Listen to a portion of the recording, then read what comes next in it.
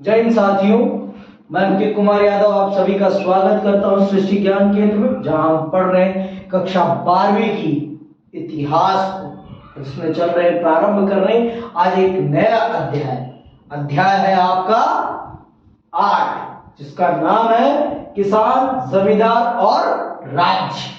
किसान, जमींदार और राज्य। हम चल रहे हैं मध्यकाल के सबसे शक्तिशाली साम्राज्य के बारे में पढ़ने।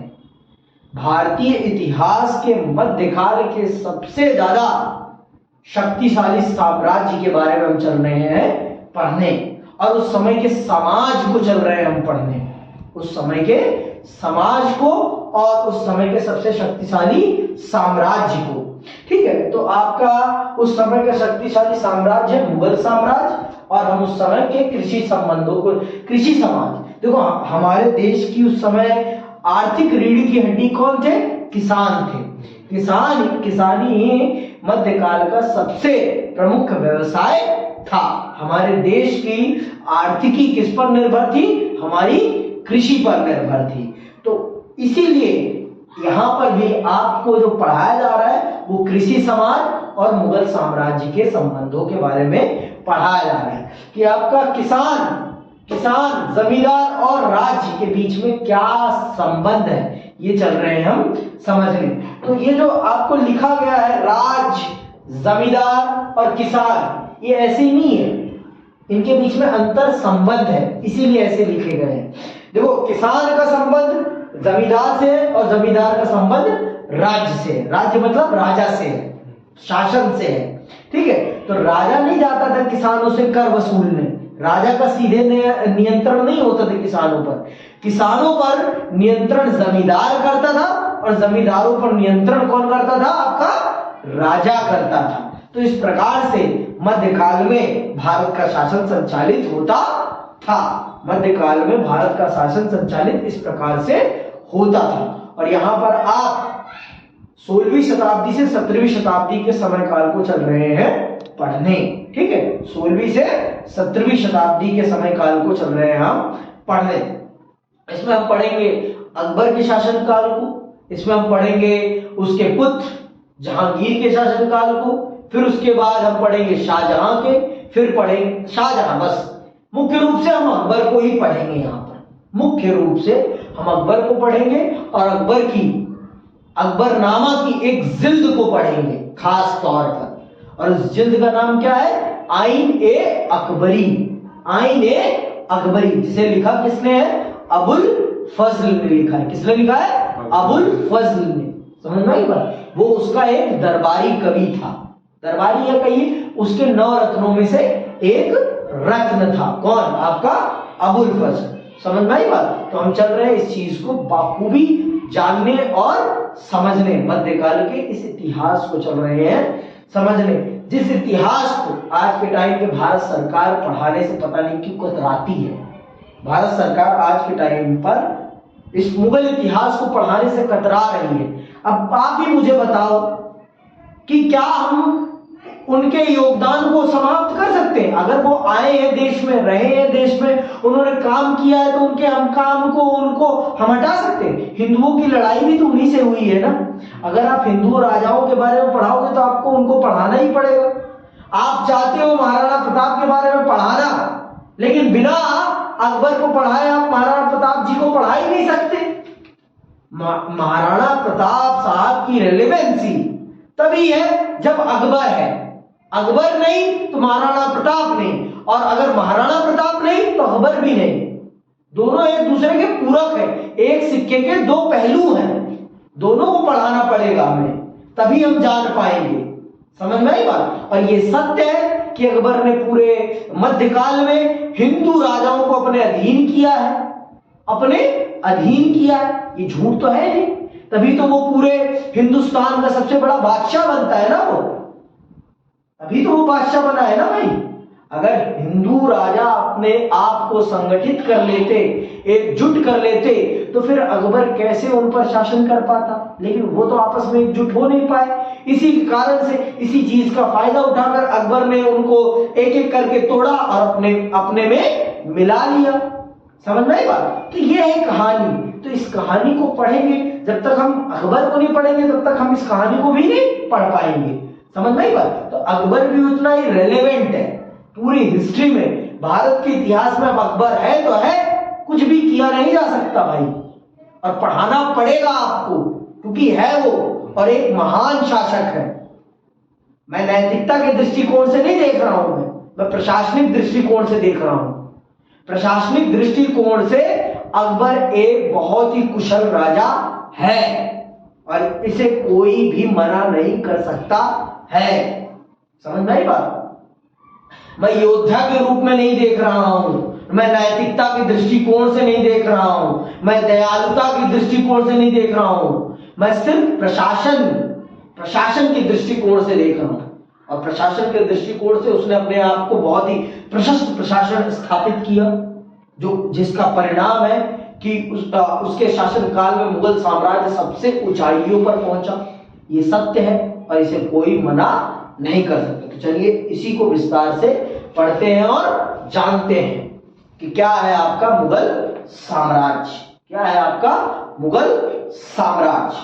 16वीं शताब्दी भारतीय इतिहास की एक निर्णायक एवं युगांतकारी शताब्दी थी। इसी शताब्दी के तीसरे दशक में भारतीय इतिहास में एक महत्वपूर्ण राजनैतिक परिवर्तन हुआ जिसने एक नए युग का सूत्रपात किया। यह महान राजनीतिक परिवर्तन था भारत में मुगल वंश की स्थापना। मुगल वंश का भारतीय इतिहास में अत्यंत महत्वपूर्ण स्थान है।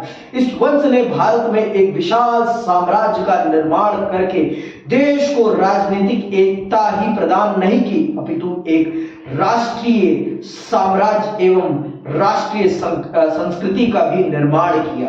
मुगल वंश ने 1526, अंडरलाइन कर लो, मुगल वंश ने 1526 ईस्वी से 1857 ईस्वी तक भारत में शासन किया।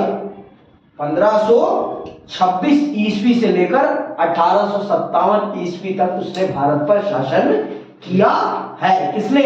आपके मुगल साम्राज्य ने। भारत में मुगल साम्राज्य की स्थापना, देखो मैं आपको मोटा मोटी बता देता हूं। भारत में मुगल साम्राज्य की स्थापना का श्रेय किसको जाता है? बाबर को जाता है। किसको जाता है? बाबर। बाबर वास्तविक रूप से मुगल साम्राज्य का संस्थापक माना जाता है, लेकिन भारत में मुगल साम्राज्य को अस्थायित्व प्रदान, स्टेबिलिटी प्रदान करने का काम अगर कोई करता है तो वो अकबर करता है। बाबर आता जरूर है, साम्राज्य को लेकर आता जरूर है, मुगल साम्राज्य को लाने वाला भारत में बाबर जरूर है, लेकिन उसे यहां पर अस्थायित्व प्रदान करने का काम कौन करता है? अकबर करता है। कौन करता है? अकबर। समझ में आया? सुनना अभी। भारत में मुगल साम्राज्य की नींव का पहला पत्थर बाबर, जहीरुद्दीन मोहम्मद बाबर, जिसकी धमनियों में विश्व के दो महान विजेताओं और साम्राज्य निर्माताओं चंगेज खां और तैमूर का रक्त प्रवाहित होता था, द्वारा रखा गया। उसने 21 अप्रैल 1526 ईस्वी को अंतिम दिल्ली सुल्तान इब्राहिम लोदी को पानीपत के प्रथम युद्ध में पराजित करके स्वयं को दिल्ली का बादशाह घोषित कर दिया। तो पानीपत का प्रथम युद्ध किसके किसके बीच में हुआ है? बाबर और इब्राहिम लोदी के बीच में। किसके बीच में हुआ है? बाबर और इब्राहिम लोदी के बीच में। कब हुआ है? 21 अप्रैल 1526। 21 अप्रैल 1526 कहां? पानीपत के प्रथम युद्ध किसके बीच में हुए हैं? बाबर और इब्राहिम लोदी। समझना? गुलाम दिल्ली सल्तनत का आखिरी शासक है कौन? इब्राहिम लोदी। दिल्ली सल्तनत का आखिरी शासक कौन है? इब्राहिम लोदी। और उसे हराने का काम किसने किया है? बाबर ने। कब किया है? 13 अप्रैल 21 अप्रैल 1526 को। ठीक है, ये याद रखना, ये 1 नंबर का प्रश्न बनता है। ये 1 नंबर का प्रश्न है। ठीक है, आगे सुनो, लिखा भी है को अंतिम दिल्ली सुल्तान इब्राहिम लोदी को पानीपत के प्रथम युद्ध में पराजित करके स्वयं को दिल्ली का बादशाह घोषित कर दिया। तत्पश्चात उसने भारत में 3 और महत्वपूर्ण योद्धा, कनवाहा अथवा खानवा का युद्ध 17 मार्च 1527 ईस्वी, चंदेरी का युद्ध 29 जनवरी 1528 ईस्वी और घाघरा का युद्ध 6 मई 1529 ईस्वी में विजय प्राप्त कर अपनी शक्ति को मजबूत बनाया। बाबर की मृत्यु 26 दिसंबर 1530 ईस्वी के बाद उसका पुत्र हुमायूं 30 दिसंबर 1530 ईस्वी को मुगल सिंहासन पर आसीन हुआ। लेकिन जिस प्रकार से पिता प्रतापी था, पिता राजनीतिक रूप से कुशल था, एक अच्छा योद्धा था, उस प्रकार का योद्धा आपका हुमायूं नहीं था, आपका हुमायूं नहीं था। आगे सुनना, हुमायूं के चरित्र में दृढ़ता और तत्काल उचित निर्णय लेने की शक्ति का अभाव था। वह निरंतर कठिनाइयों में उलझा रहा और अंत में अपने साम्राज्य से भी हाथ धो बैठा। शेरशाह सूरी ने चौसा के युद्ध 26 जून 1539 ईस्वी और कन्नौज अथवा बलग्राम के युद्ध 17 मई 1540 ईस्वी में मुगल सम्राट हुमायूं को पराजित कर उसे भारत भूमि से बाहर निकाल दिया। सूरवंश ने भारत में 15 वर्षों तक 1540 से 1555 ईस्वी शासन किया। जनवरी 1555 ईस्वी में हुमायूं ने सूर शासक सिकंदर शाह को पराजित करके मुगल साम्राज्य पर पुनः अधिकार कर लिया। 27 जनवरी 1556 ईस्वी को दिल्ली में शेर मंडल में स्थित पुस्तकालय की सीढ़ियों से गिर जाने के कारण हुमायूं की मृत्यु हो गई। हुमायूं के पुत्र और उत्तराधिकारी अकबर ने 5 नवंबर 1556 ईस्वी को पानीपत के दूसरे युद्ध में हेमू को पराजित करके भारत में मुगल साम्राज्य की पुनर्स्थापना की। तो जिस दिन से अकबर गद्दी पर बैठता है, उस दिन से आप मान लीजिए कि आपके मुगल साम्राज्य की नींव वास्तविक रूप से भारत के जमीन में गड़ जाती है। फिर उसे 1857 तक कोई हिला नहीं पाता। 1857 तक कोई हिला नहीं पाता, फिर उसे कोई हिला नहीं पाता। समझ में आई बात? आगे सुनिए। निसंदेह अकबर भारत के मुस्लिम शासकों में सर्वाधिक महान था। उसे भारत में मुगल साम्राज्य का वास्तविक संस्थापक तथा राष्ट्रीय सम्राट होने का गौरव प्राप्त है। उसने अपने संपूर्ण साम्राज्य में एक समान शासन प्रणाली लागू करके मध्यकालीन भारतीय इतिहास में पहली बार भारत के विभिन्न भागों को प्रशासनिक एकता एवं समरूपता प्रदान की। भू राजस्व संबंधी अनेक महत्वपूर्ण सुधार करके अकबर ने अपने साम्राज्य को सुदृढ़ आर्थिक आधार प्रदान किया तथा जन सामान्य के जीवन को अधिक सुखद एवं संपन्न बनाया। उसने एक ऐसे लोकप्रिय शासन प्रणाली की स्थापना की जिसकी आधारशिला सैनिक शक्ति पर नहीं अपितु जन सामान्य की सहानुभूति एवं सहयोग पर टिकी थी। यह अकबर की सबसे ज्यादा प्रचलित होने का कारण बनती कि उसने सेना के बल पर शासन नहीं किया, अपितु उसने प्रेम पर, जन न्याय पर शासन किया है। सुन लो, फिर से सुन लो। उसने सैनिक शक्ति पर नहीं अपितु जन सामान्य की सहानुभूति एवं सहयोग पर टिकी थी। उसने जनता को प्रेम दिया और जनता से उसने प्रेम प्राप्त किया। इसीलिए अकबर महान है। अकबर के महान होने के पीछे उसकी सैन्य उपाधियां नहीं है, उसकी सेना नहीं है, उसकी जनता के प्रति उत्तरदायित्वता है। उसने जो जनता के प्रति प्रेम भरा बर्ताव अपनाया, उसने रूखापन नहीं अपनाया और राजाओं की तरह कि सिर्फ अपनी सेना के बल पर भारत की जनता प्रशासन कर रहे हो ना। उसने भारत की जनता के साथ घुलने मिलने का प्रयास किया। उसने भारत की जनता के साथ घुला मिला और भारत के हिंदू राजाओं की बेटियों से विवाह किया उसने, जिससे कि हिंदू जनता को यह एहसास हुआ कि ये राजा हमें मिलना चाहता है, जिससे कि जनता ने उसे फिर अपने एक राजा के रूप में स्वीकारा। फिर जनता ने उसे अपने राजा के रूप में स्वीकारा और फिर इसीलिए अकबर को भारत में मुगल साम्राज्य का वास्तविक संस्थापक कहा जाता है, क्योंकि उसने जनता की नब्ज को समझा, जनता की नब्ज को समझते हुए जनता के हिसाब से काम किया। उसने सेना के बल पर नहीं, जनहित के बल पर शासन किया है। जनहित के बल पर, जनता की भलाई करते हुए उसने शासन किया है। इसीलिए अकबर महान शासकों में से एक माना जाता है। अकबर द्वारा पुनर्स्थापित मुगल साम्राज्य न केवल उसके जीवन काल में ही अपितु उसके उत्तराधिकारियों के शासन काल में भी पर्याप्त समय तक सबल एवं सुरक्षित बना रहा, किंतु 1707 ईस्वी में मुगल सम्राट औरंगजेब की मृत्यु के साथ ही मानो मुगल साम्राज्य की शक्ति एवं प्रतिष्ठा का भी अंत हो गया।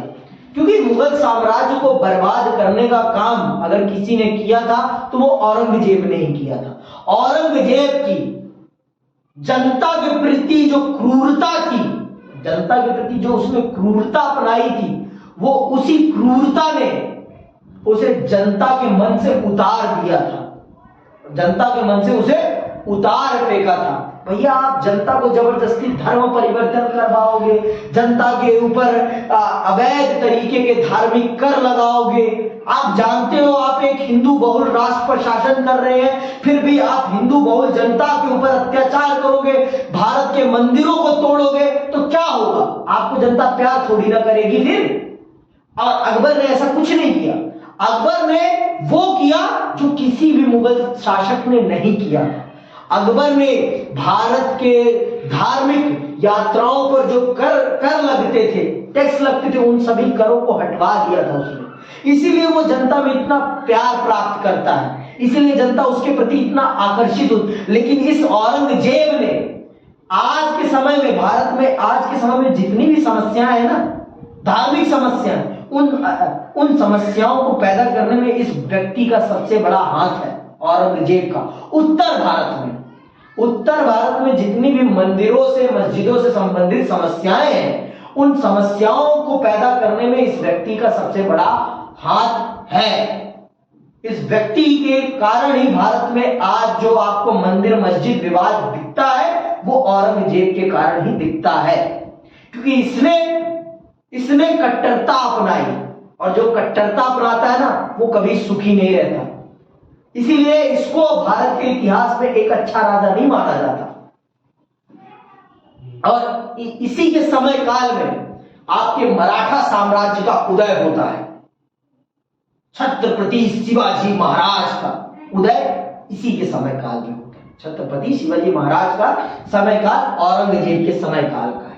इसीलिए आपका मराठा साम्राज्य इतने बड़े स्तर पर प्रचलित हो पाता है, क्योंकि ये हिंदू विरोधी था और वो हिंदुत्व को, मतलब आपके शिवाजी ने सबको एक साथ लिया था। उन्होंने कभी भी किसी के साथ धर्म के आधार पर भेदभाव नहीं किया था। उन्होंने हिंदुओं को भी उतना ही सम्मान दिया और मुसलमानों को भी इतना सम्मान दिया, सिखों को भी, बौद्धों को भी, जैनों को, सबको उन्होंने सम्मान दिया, सबको उन्होंने। इसीलिए वो एक प्रतापी राजा बने हैं, इसीलिए वो एक प्रतापी राजा कहलाए हैं। कौन? शिवाजी महाराज। समझ में आई बात? इसीलिए वो एक प्रतापी वही हुआ है जिसने प्रेम का रास्ता अपनाया है, और जिसने हथियार का रास्ता अपनाया है वो कभी भी एक अच्छा राजा नहीं बना है। इसके आप सब बहुत अच्छे से उदाहरण जानते। किसी से छिपा हुआ नहीं है, किसी से भी छिपा हुआ नहीं है। जिसने भी तलवार का रास्ता अपनाया है वो तलवार में ही मिल गया है, और जिसने प्रेम का रास्ता अपनाया है वो स्मृतियों में बना हुआ है, यादों में बना हुआ है। समझ में आई बात? आगे सुनो। दुर्भाग्यवश सम्राट औरंगजेब ने के लगभग सभी उत्तराधिकारी दुर्बल एवं अयोग्य थे। परिणाम स्वरूप 18वीं शताब्दी के दूसरे दशक तक पहुंचते पहुंचते मुगल साम्राज्य तेजी से अराजकता की ओर बढ़ने लगा। अंत में अंग्रेजों ने 1857 ईस्वी में अंतिम मुगल सम्राट बहादुर शाह द्वितीय को राज सत्ता से अलग कर दिया। उसे आजीवन कारावास की सजा देकर रंगून भेज दिया गया और भारत पर ब्रिटिश ताज का प्रत्यक्ष शासन स्थापित हो गया। तो इस प्रकार से आपके इस साम्राज्य का अंत होता है और एक नए साम्राज्य का उदय होता है, जिसे हम किस नाम से जानते हैं? जिसे हम ब्रिटिश राज के नाम से जानते हैं, जो कि आपके अगले अध्यायों की शुरुआत होगा। अगला अध्याय जब मैं पढ़ना स्टार्ट करूंगा तो इन्हीं के बारे में आपको पढ़ाऊंगा। ठीक, आगे सुनिए। प्रस्तुत अध्याय में हम आईने अकबरी, पहले मैंने स्टार्ट करते ही मैंने आपको बता दिया है कि इस पुस्तक में हम मुख्य रूप से आईने अकबरी के बारे में पढ़ेंगे। आईने अकबरी क्या है? अकबरनामा की एक जिल्द है। क्या है? जिल्द। अकबरनामा 3 भागों में है। 3 भागों में से एक भाग का नाम क्या है? आईन ए अकबरी। क्या नाम है? आईन ए अकबरी। ठीक है, क्या है? फिर से सुनो, म्यूल को समझ में नहीं आया ना? नहीं आया? देखो, एक किताब है आईन ए अकबरी। आईन ए अकबरी को 3 पार्टों में बांटा गया है। कितने पार्ट्स में? 3 पार्ट्स में। तो 2 पार्ट्स के अलग नाम है और तीसरे पार्ट जो है उसे कहा जाता है आईन ए अकबरी। क्या कहते हैं? आईन ए अकबरी।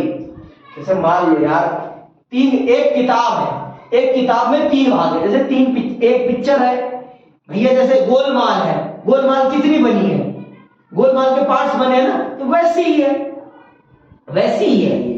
ठीक है, आईन ए अकबरी, देखो अकबरनामा किताब का नाम है और किताब 3 भागों में विभाजित है। जैसे हमारे हिस्ट्री की बुक है। हाँ, हिस्ट्री है। जैसे हमने अपनी हिस्ट्री को 3 पार्ट्स में डिवाइड कर रखा है। तो हिस्ट्री ही ना, है तो हिस्ट्री, भारत की हिस्ट्री है ना, भारत का ही इतिहास है ना। तो हमने भारत के इतिहास को सरलता प्रदान करने के लिए हमने उसको क्या कर दिया? 3 भागों में विभाजित कर दिया। प्राचीन इतिहास, मध्यकालीन इतिहास, आधुनिक इतिहास, हमने ये नाम दे दिए जिससे कि हम आसानी से समझ सके।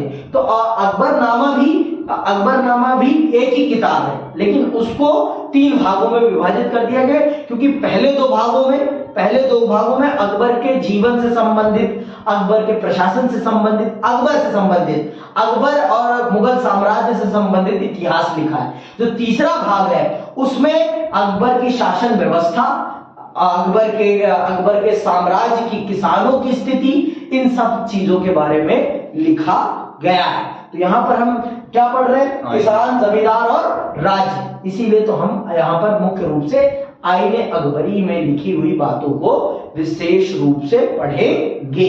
अब बात समझ में आई कि अभी भी नहीं आई? नहीं आई है तो फिर से पूछ लो, कोई दिक्कत। अभी पक्का? क्या है आईने अकबरी?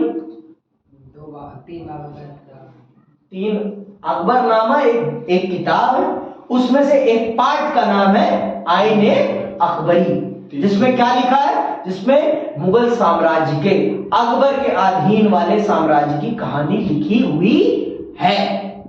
अकबर ने क्या प्रशासनिक व्यवस्था अपनाई, अकबर के शासनकाल में किसानों की क्या स्थिति थी, शासन व्यवस्था किस प्रकार की थी, किसान क्या उगाते थे, किसानों के लिए किस प्रकार की जल व्यवस्था थी, इरिगेशन फैसिलिटीज कैसी थी, इन सब चीजों के बारे में लिखा गया है। किसान किन चीजों कर क्या सिस्टम था, गांव कैसे थे, गांव में न्याय व्यवस्था कैसी थी, ये सारी बातें कहाँ लिखी हुई है? आपके आईने अकबरी में लिखी हुई है। तो उसी को हम यहाँ पर विस्तार पूर्वक चल रहे हैं पढ़ने और समझने। तो चलिए, प्रस्तुत अध्याय में हम आईने अकबरी के आधार पर 16वीं और 17वीं शताब्दी में किसान, जमींदार और राज्य के पारस्परिक संबंधों की संरचना और उनमें होने वाले परिवर्तनों का अध्ययन करेंगे। उल्लेखनीय है कि 16वीं 17वीं शताब्दी के काल में हिंदुस्तान के लगभग 85% लोग गांवों में रहते थे। कितने प्रतिशत लोग? 85% लोग गांवों में निवास करते थे। और गांवों में मुख्य रूप से काम क्या था? मुख्य रूप से काम था किसानी का। किसका काम था? किसानी का। लोग ज्यादातर जो लोग गांव में रहते थे वो किसानी का काम ही करते थे। ठीक है। और प्रत्यक्ष अथवा अप्रत्यक्ष रूप से कृषि से जुड़े हुए थे। छोटे खेतीहार तथा भूमिहार अभ्यस्त दोनों कृषि उत्पादन से जुड़े हुए थे और दोनों ही फसल के हिस्सों पर दावा करते थे। अंततः विचाराधीन काल में उनके मध्य कभी सहयोग, कभी प्रतियोगिता, तो कभी संघर्ष के रिश्ते बने रहते। इस अध्याय में हम इन्हीं संबंधों का मुख्य रूप से अध्ययन करेंगे, क्योंकि इन सभी संबंधों के ताने बाने से ग्रामीण समाज का निर्माण होता है। चूंकि इन संबंधों का अध्ययन आईने अकबरी के आधार पर किया जाना है, अंततः सबसे पहले आईने अकबरी के विषय में जानना अधिक उपयुक्त होगा, क्योंकि हम आईने अकबरी से ही उस समय की स्थितियों को जानेंगे, समझेंगे। तो इसलिए सबसे पहले हमें आईने अकबरी के बारे में जान लेना चाहिए कि क्या है आईने अकबरी। ठीक है, तो हम उसको जान लेंगे, फिर उसके बाद हम अपने इस अध्ययन को प्रारंभ करेंगे। कि पहले तो हम जान लें कि आईने अकबरी है किस खेत की मूली। आईने अकबरी है किस खेत की मूली, तभी तो हम आगे के अध्याय को पढ़ेंगे और समझेंगे। जब तक हम आईने अकबरी को नहीं समझ लेते तब तक हम कैसे समझ पाएंगे कि उस समय का समाज क्या था, उस समय का समाज क्या था, तब तक हम जान भी नहीं पाएंगे। इसलिए हमारा सबसे पहले ये जानना बहुत जरूरी है कि आईने अकबरी है किस खेत की मूली। ठीक है, फिर उसके बाद हम आगे की चीजों को समझेंगे। ठीक, तो चलिए पढ़ते हैं। आईने अकबरी किस खेत की मूली का नाम है। मुगल कालीन कृषि इतिहास को जानने के साधन। मुगल कालीन इतिहास के समय में कृषि को समझने जानने के लिए हमारे पास क्या क्या साधन है। उन साधनों में से एक साधन का नाम क्या है? आईने अकबरी। क्योंकि भाई देखो, सुरक्षित वही चीज रहेगी जिसे राजा सुरक्षित रखना चाहेगा, और जिस चीज को राजा सुरक्षित नहीं रखना चाहेगा इस समय काल में वो सुरक्षित नहीं रह सकती। जनता लिख नहीं सकती थी, क्योंकि जनता लिखती भी होगी तो उसे राजा फड़वा देता होगा, क्योंकि राजा अपने खिलाफ किसी को भी फालतू लिखने नहीं देगा। आप चाहोगे आप जब राजा हो तो आपके बारे में कोई बुराई लिखे? नहीं। हाँ? तो आप लोकतंत्र प्रिय नहीं है, आप लोकतंत्र की कदर नहीं करते। लोकतंत्र में अच्छा राजा वही है जो अपनी बुराई भी बर्दाश्त कर सके और जो अपनी अच्छाइयां भी सुन सके। समझ में आई बात? वो है लोकतंत्र। लोकतंत्र में जो नेता अपनी कमियों को न सुन सके अपने विरोधियों के मुंह से, वो फिर लोकतंत्र की कद्र करने वाला व्यक्ति नहीं है। वो लोकतंत्र का सम्मान नहीं करता। लोकतंत्र का सम्मान वो करता है जो अपने विपक्षी के मुंह से अपने लिए तंज बातें भी सुन ले और फिर भी उसे प्रेम से गले लगा ले। वो है लोकतंत्र का सच्चा हिमायती। आप समझ लो। तो राजा भी भाई, ये तो राजा थे, ये तो नेता तो थे ही नहीं, और उस समय लोकतंत्र तो था नहीं, ये यहां तो राजा थे। तो राजा कैसे सुन लेगा अपने बारे में गलत बातें? राजा चाहेगा कि इतिहास में उसे बुरा राजा माना जाए? कि इतिहास जब बच्चे आने वाला भविष्य जब इतिहास पढ़े तो उसे वो कैसा चाहेगा, क्या चाहेगा कि उसे इतिहास में एक अच्छा राजा के रूप में देखा जाए या बुरे राजा के रूप में देखा जाए? अच्छे राजा। तो वो हमेशा वो क्या करेगा कि वो जो उसके खिलाफ बातें लिखी गई होंगी, लिखने वालों को भी उसने टरका दिया होगा और लिखी हुई चीज को भी उसने जला दिया होगा। तो मध्यकाल को और मध्यकाल के कृषि समाज को जानने के लिए हमारे पास ज्यादा स्रोत नहीं है।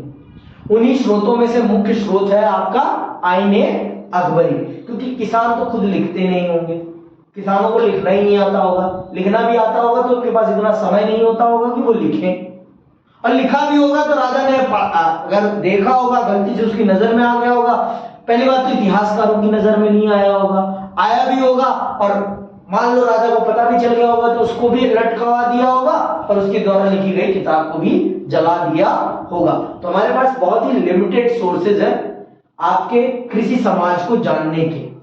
कृषि समाज को राजा महाराजाओं के लिए, राजा महाराजाओं को जानने के बहुत सारे स्रोत हैं, क्योंकि ज्यादातर किताबें उन्हीं के ऊपर लिखी गई हैं। ज्यादातर जो बुक्स है, जो भी डॉक्यूमेंट्स हैं, उन सब चीजों में राजा महाराजाओं के बारे में ही ज्यादा लिखा होता है, जनता के बारे में ज्यादा लिखा नहीं होता, कहीं भी नहीं लिखा होता। कहीं भी किसी भी समय में जनता के बारे में आपको खास कुछ नहीं देखने को मिलेगा। सब कुछ देखने को मिलेगा तो किसके बारे में देखने को मिलेगा?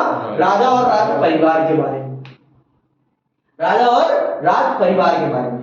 तो थोड़ा बहुत लिखा है जनता के बारे में, हम उसी को चल रहे हैं समझने आईने अकबरी के माध्यम से। हम पता कर लेते हैं पहले कि हमारे पास क्या सोर्सेज हैं जिनके माध्यम से हम जनता को जानते हैं और समझते हैं। ठीक, विचाराधीन काल में कृषि इतिहास को जानने के लिए हम मुख्य रूप से उन ऐतिहासिक ग्रंथों और दस्तावेजों की सहायता लेते हैं जिनकी रचना मुगल दरबार के निरीक्षण में की गई थी। हमें याद रखना चाहिए कि उस समय किसान स्वयं अपने विषय में कुछ नहीं लिखते थे। अंततः ग्रामीण समाज की गतिविधियों की जानकारी हमें उन गतिविधियों से जुड़े हुए लोगों अर्थात खेतों में काम करने वालों से नहीं मिलती। जो लोग वास्तविक रूप में किसान हैं, उन्होंने कभी कुछ नहीं लिखा है। लिखा तो उन्होंने ही है जो दरबार में बैठे थे, दरबार में बैठे लोगों ने ही लिखा है। किसानों खेत में काम कर रहे लोगों ने कभी कुछ नहीं लिखा है। हर समय की बात है ये भाई, आज ये सिर्फ मुगल काल की बात नहीं है, मुगल काल की ही बात नहीं है, आज के समय में भी, आज के समय में भी किसानों की बात वो करते हैं जो खुद किसान नहीं होते। कि जो नेताजी हैं जो यहाँ पर बात कर रहे हैं पार्लियामेंट में खड़े होकर, नेता किसानों की, वो खुद किसान है? कदापि किसान नहीं है। तो आज जैसा सिस्टम है वैसे ही तब भी था। किसानों की बात करने वाला तब भी किसान नहीं होता था और आज भी किसान नहीं होता है। मजदूरों की बात करने वाला आज भी मजदूर नहीं होता और कल भी मजदूर नहीं था। समझ में आई बात? तब भी एक कोई ना कोई मंत्री होता था या राज कवि होता था और आज भी वैसा ही है, आज भी वैसे ही है। समझ में आई बात? सुनो आगे। तो वास्तव में मुगल कालीन अर्थव्यवस्था की विस्तृत जानकारी 16वीं शताब्दी के बाद विशाल संख्या में मिलने वाले लिखित दस्तावेजों से उपलब्ध होती है। अब्दुल फजल द्वारा रचित आईने अकबरी से विभिन्न विषयों से संबंधित महत्वपूर्ण आंकड़े उपलब्ध होते हैं। दस्तूर अल अमल ए आलमगीरी और मदद ए मास जैसे सरकारी दस्तावेज राजस्व संबंधी रिकॉर्ड तथा अनगिनत सरकारी फरमान भी तत्कालीन आर्थिक व्यवस्था पर महत्वपूर्ण प्रकाश डालते हैं। मुनहता नैन्सी के मारवाड़ परगना री विगत से समकालीन राजस्थान की आर्थिक दशा के बारे में विस्तृत जानकारी मिलती है। 17वीं और 18वीं शताब्दी के गुजरात एवं महाराष्ट्र से मिलने वाले दस्तावेज भी इस दृष्टि से महत्वपूर्ण है। ब्रिटिश ईस्ट इंडिया कंपनी के अनेक दस्तावेजों से भी पूर्वी भारत में कृषि संबंधों के विषय में महत्वपूर्ण जानकारी मिलती है। इन सभी दस्तावेजों में हमें किसानों, जमींदारों और राज्य के संबंधों तथा उनमें जब तक होने वाले झगड़ों के विषय में भी पता चलता है। इन स्रोतों से यह भी पता चलता है कि किसान राज्य से किस प्रकार के न्याय की आशा करते थे तथा उसे किस दृष्टि से देखते थे। तो हमें जो भी किसानों की स्थिति के बारे में, गांवों की स्थिति के बारे में पता चलता है, वो सब चीजें हमें राज कवियों, राज लेखकों, राजपत्रों के द्वारा ही पता चला है। भिन्न भिन्न राजा महाराजाओं के बीच जो पत्र व्यवहार हुआ है, उन्हीं के बारे में, उन्हीं के माध्यम से हमें पता चला। तो हम मध्यकाल की बात करने चल रहे हैं, और मध्यकाल में मुख्य रूप से मुगल साम्राज्य का आधे से ज्यादा भारत पर नियंत्रण था। तो इनके द्वारा जो नीतियां निर्धारित होती थी, उन्हीं नीतियों के माध्यम से पूरा भारत चलता था।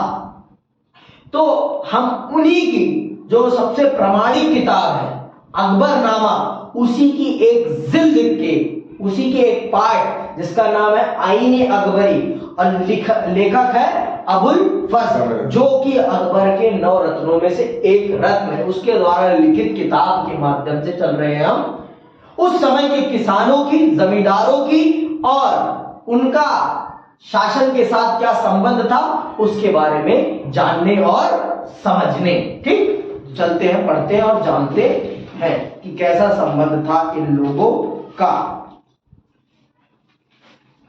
ठीक है, सम्राट अकबर के शासन काल में फारसी, हिंदी, संस्कृत सभी प्रकार के साहित्य का अभूतपूर्व विकास हुआ। उसके संरक्षण में फारसी में अनेक महत्वपूर्ण ऐतिहासिक ग्रंथ लिखे गए, जिनमें सर्वाधिक प्रसिद्ध अबुल फजल द्वारा रचित अकबरनामा है। अंडरलाइन कर लेना, अकबरनामा है।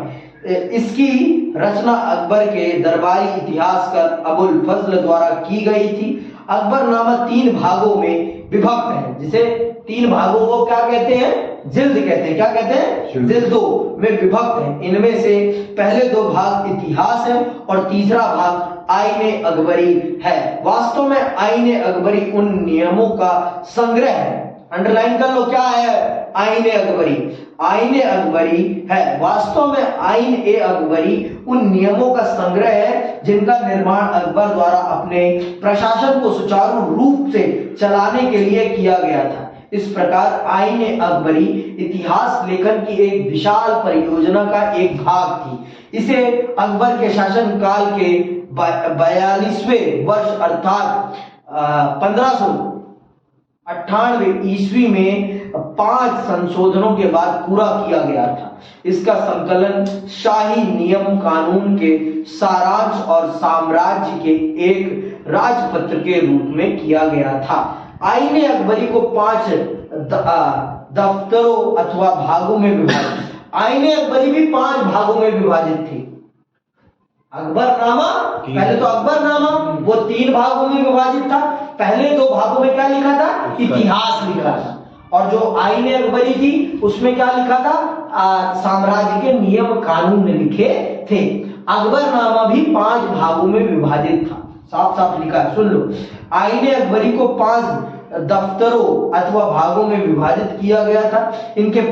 इसके पहले 3 भागों में प्रशासन का विस्तृत विवरण दिया गया है। पहली किताब अथवा पहले भाग को मंजिल आबादी नाम दिया गया है। पहले भाग को, आईन अकबरी के पहले भाग को क्या कहा जाता है, मंजिल आबादी नाम दिया गया है। इसमें शाही घर परिवार तथा उसके रख रखाव में संबंधित आईन अर्थात नियम दिए गए हैं। फिर है सिपाह आबादी नामक दूसरा भाग, सैनिक एवं नागरिक प्रशासन तथा नौकरों की व्यवस्था से संबंधित है। इस भाग में शाही अफसरों अर्थात मनसबदारों, विद्वानों, कवियों एवं कलाकारों की संक्षिप्त जीवनियों को सम्मिलित किया गया है। तीसरे भाग में मुल्क आबादी, तीसरे भाग को मुल्क आबादी नाम दिया गया है। इसमें साम्राज्य तथा प्रांतों के वित्तीय पहलुओं एवं राजस्व की दरों के आंकड़ों का विस्तृत विवरण मिलता है। इसमें साम्राज्य के 12 प्रांतों का 12 प्रांत, आपका जो मुगल साम्राज्य वो कितने प्रांतों में विभाजित था, 12 प्रांतों में। कौन कौन से हैं सुन लेना, काबुल, लाहौर, मुल्तान, दिल्ली, अवध, आगरा, अजमेर, अहमदाबाद, मालवा, इलाहाबाद, बिहार और बंगाल के विषय में विस्तृत सांख्यिकीय सूचनाएं दी गई थी। स्टैटिस्टिक्स के साथ पूरा का पूरा डाटा लिखा हुआ था इन पूरे के पूरे 12 प्रांतों के बारे में। तो देख लो आप, काबुल से लेकर, कहां से, काबुल से लेकर आज के अफगानिस्तान से लेकर आज के बंगाल तक बांग्लादेश पूरा का पूरा, यहां तक मुगल साम्राज्य, बांग्लादेश मतलब आसम भी उसमें आ जाता है, यहां तक आपका, यहां तक आपका मुगल साम्राज्य फैला हुआ था, काबुल से लेकर। तो अब आपको पता चल गया वास्तविक भारत कहां से कहां तक है।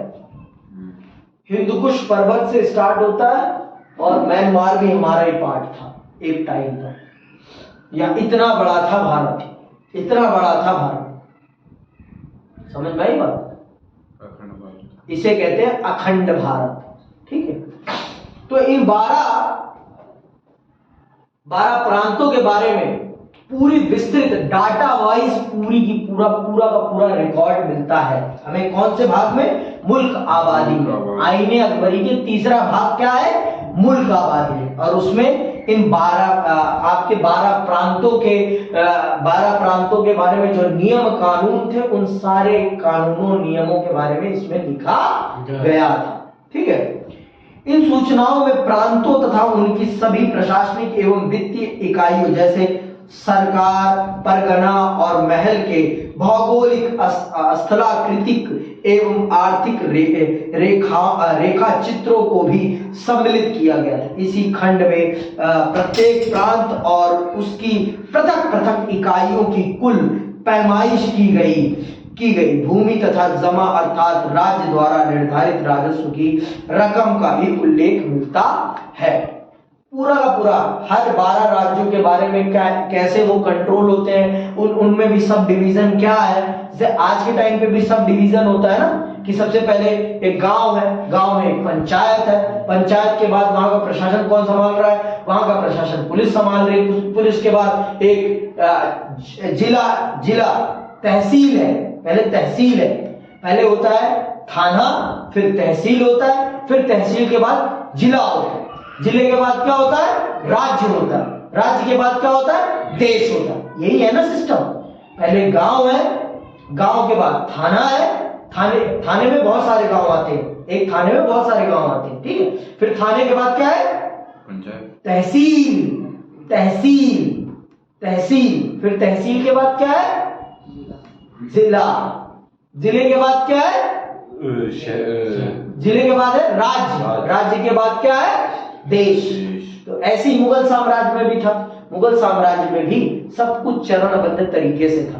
पहले तो मुगल का सबसे पहले गांव आ गया, फिर उसके बाद जो सिस्टमैटिक था वो सारी चीजें थी। और ये सारी बातें आईने अकबरी के मुल्क आबादी में लिखा हुआ है कि कैसे पूरे इन 12 प्रांतों को कैसे ऑपरेट किया जाता था, इन 12 प्रांतों में क्या उगता था, कौन कहां पर कैसे क्या चीजें होती थी, सब कुछ लिखा हुआ है फुल डाटा के साथ, स्टैटिस्टिक्स के साथ, संख्यांकिकी के साथ पूरा का पूरा डाटा लिखा हुआ है आपकी कहां पर? आईन-ए-अकबरी में। ठीक, आईन-ए-अकबरी में सरकारों के विषय में भी विस्तृत सूचनाएं मिलती हैं। इन सूचनाओं का संकलन तालिकाबद्ध रूप में किया गया है। प्रत्येक तालिका में 8 खाने अथवा कॉलम हैं। इन खानों में हमें ये सूचनाएं उपलब्ध होती हैं। परगने, महल, किले, अराजी एवं पैमाइश की गई भूमि, नगदी अर्थात नगद, निर्धारित राजस्व, सायूर गाल अर्थात दान में दिए राजस्व अनुदान, जमींदार। इन दोनों खानों अर्थात 7वें और 8वें खाने में जमींदारों की जातियों और उनके द्वारा रखी जाने वाली सेना, घुड़सवार, हाथी, पैदल सिपाही का विस्तृत विवरण दिया गया है। इस प्रकार मुल्क आबादी से उत्तर भारत के कृषि समाज का आकर्षित एवं विशुद्ध विवरण उपलब्ध होता है। चौथे और 5वें भाग में भारतीयों की धार्मिक संस्कृति एवं साहित्यिक परंपराओं का उल्लेख किया गया है। इनके अंतर्गत मुगल सम्राट अकबर के शुभ वचनों को संकलित किया गया है। तो इस प्रकार से आईन-ए-अकबरी के 5 भागों में भारत को विस्तृत तौर पर लिखा गया है। भारत को विस्तृत तौर पर लिख दिया गया है आईने अकबरी में। अकबरनामा की एक जिल्द का नाम है आईने अकबरी, एक पाठ का नाम है आईने अकबरी। किसके पाठ का? अकबरनामा के। और आईने अकबरी भी कितने भागों में डिवाइडेड है? 5 भागों में। 5 भागों में, फिर से सुन लो, म्यूल भूलना मत, ठीक है कृष्णा? आईने मेन किताब का क्या नाम है? अकबरनामा। अकबरनामा में 3 जिल्द हैं। 3 जिल्द कौन कौन सी? पहली 2 जिल्दों में क्या लिखा हुआ है? इतिहास लिखा हुआ है, इतिहास लिखा हुआ है। तीसरी जिल्द है जिसका नाम क्या है? आईन ए अकबरी। लिखा किसने? अबुल फजल ने। उसे भी किसने लिखा है? अबुल फजल ने। और आईन ए अकबरी कितने भागों में डिवाइडेड है? 5 भागों में। पहला भाग का नाम क्या है? पहले भाग का नाम है मंजिल आबादी। दूसरे भाग का नाम क्या है? सिपाह आबादी। तीसरे का नाम क्या है? मुल्क आबादी। और चौथे और 5वें में भारत की धार्मिक सांस्कृतिक चीजों के बारे में लिखा है और अकबर के शुभ वचनों के बारे में लिखा गया है। पहले एक बात और बता देता हूं, अकबर को अक्षर ज्ञान नहीं था। अकबर को अक्षर ज्ञान नहीं था, अर्थात उसे लिखना नहीं आता था। उसे लिखना नहीं आता था, फिर भी वो इतना बड़ा राजा बन गया है। उसे लिखना नहीं आता था, फिर भी वो पर वो ज्ञान की बातें ज्ञानी लोगों को बिठाकर उनके मुंह से सुनता था। वो सुनना बहुत पसंद करता था, और जो सुनना पसंद करता है ना, वो एक अच्छा राजा जरूर बनता है। भैया जब आपको सुनना ही नहीं पसंद होगा तो फिर कैसे आगे बढ़ जाओगे? एक राजा के अंदर ये गुण होना चाहिए, वो महीन से महीन बात को भी सुन ले। कान शार्प होने चाहिए एक राजा के, और वो अकबर का था। अकबर का था। वो ज्ञान को कहीं से भी मिलता था, उसे स्वीकारने में वो किसी भी प्रकार से घृणा नहीं करता था। वो रामायण भी पढ़ता था, कुरान भी पढ़ता था, वो सब कुछ उसने पढ़ा था। तभी वो भारत का एक अच्छा सम्राट बन पाया था। तभी वो भारत का एक अच्छा सम्राट बन पाया था, नहीं तो उसका अच्छा सम्राट बन पाना संभव नहीं था। समझ में आई बात? आगे सुनो। आईने अकबरी का महत्व जान लो। आईने अकबरी का क्या महत्व है? निसंदेह आईने अकबरी विभिन्न प्रशासनिक एवं अन्य सूचनाओं की अनमोल खान है। इसमें दरबार, प्रशासनिक एवं सैन्य संगठन, राजस्व के स्रोतों, अकबर के अधीन मुगल साम्राज्य के प्रांतों के भूगोल तथा लोगों की धार्मिक, सांस्कृतिक एवं साहित्यिक परंपराओं पर महत्वपूर्ण प्रकाश डाला गया है। आईने अकबरी का महत्व इस दृष्टि से और भी अधिक बढ़ जाता है कि इसमें सम्राट अकबर के प्रशासन के सभी विभागों एवं प्रांतों के विषय में महत्वपूर्ण जानकारी देने के साथ साथ प्रांतों से संबंधित पेचीदी और आंकड़ेबद्ध सूचनाओं को भी उपलब्ध कराया गया है। समझ में आई बात? बारीक से बारीक डिटेल के बारे में बताया गया है। जैसे हमारे देश का संविधान हमारे देश के प्रशासन के बारे में सारी बातें बताता है ना, उसी प्रकार से अकबर का ये आईने अकबरी भी, अकबरनामा का ये आईने अकबरी भी उसके शासन काल के सभी माहिर, सभी बेसिक डिटेल्स हमारे सामने प्रेजेंट करता है, वो भी विथ डाटा। विथ डाटा, ये बहुत बड़ी बात है। डाटा के साथ पूरी डिटेल है हमारे पास अकबर के बारे में, आईने अकबरी के माध्यम से। समझ में आई बात? उसने ये सब चीजें क्यों बनवाई होगी?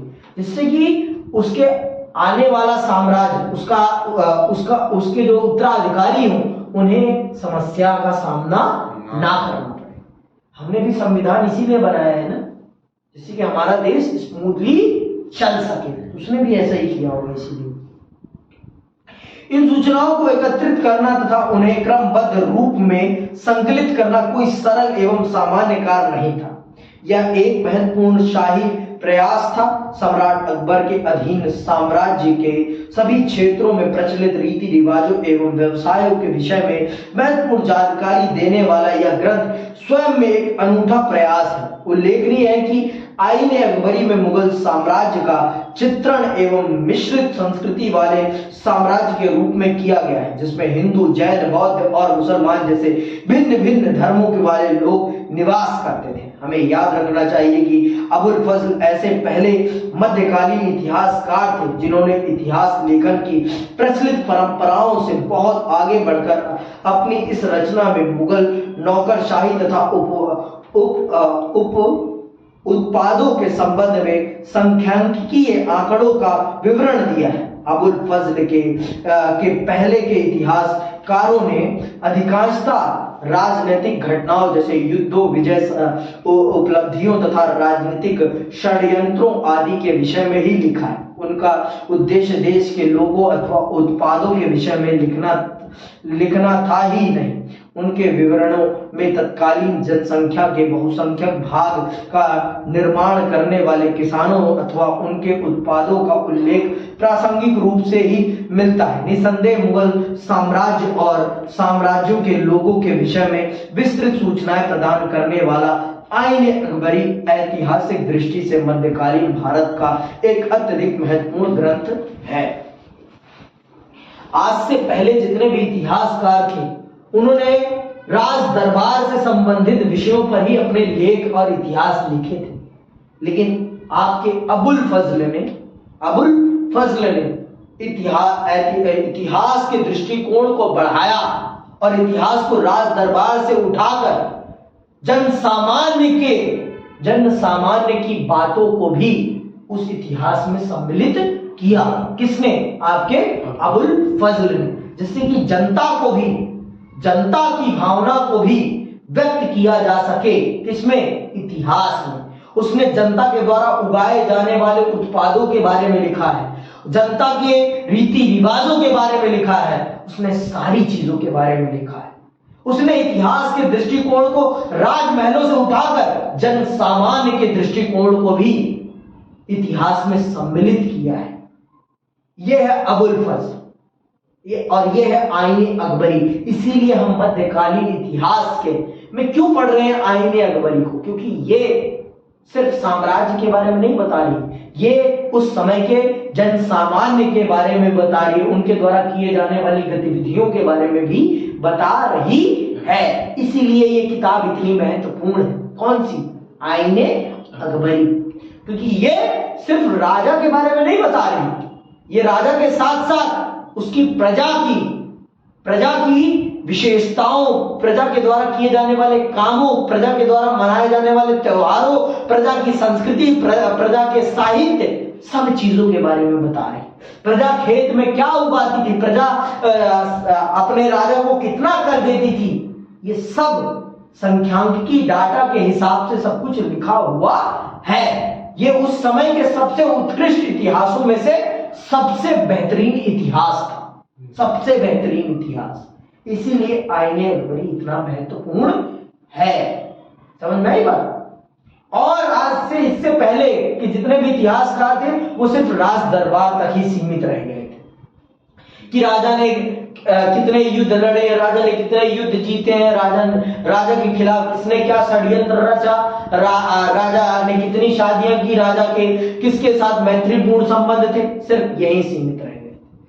पर इसने अबुल फजल के इतिहास में आईने अकबरी ने इतिहास के दृष्टिकोण को खोल दिया और जन सामान्य को भी इतिहास में शामिल कर लिया, जो वास्तविक रूप से इतिहास का पाठ होने चाहिए।